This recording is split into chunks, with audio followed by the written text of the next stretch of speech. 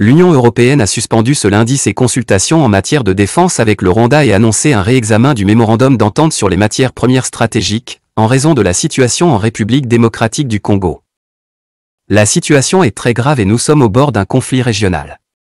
L'intégrité territoriale n'est pas négociable, que ce soit en RDC ou ailleurs, a déclaré Kaja Kallas, vice-présidente de la Commission européenne et haute représentante de l'UE pour les affaires étrangères et la politique de sécurité, à l'issue du Conseil des affaires étrangères de l'Union.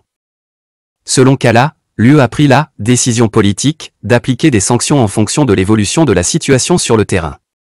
Elle a également exhorté le Rwanda à retirer ses troupes du territoire congolais. Cette annonce fait suite à une résolution adoptée le 13 février dernier par le Parlement européen, qui appelait à des mesures plus fermes contre Kigali.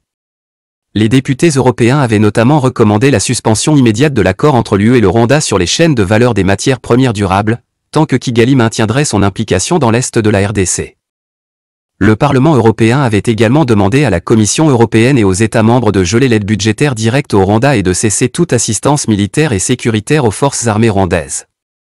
Selon les parlementaires, ces mesures visent à empêcher que les fonds européens ne contribuent, directement ou indirectement, aux opérations militaires dans la région. L'UE s'inquiète aussi des conséquences de l'ingérence d'acteurs extérieurs dans le conflit en RDC, notamment la Russie et la Chine. Ces acteurs opèrent dans le secteur minier congolais sans respecter leurs responsabilités économiques et sociales, avait souligné le Parlement européen dans son communiqué du 13 février.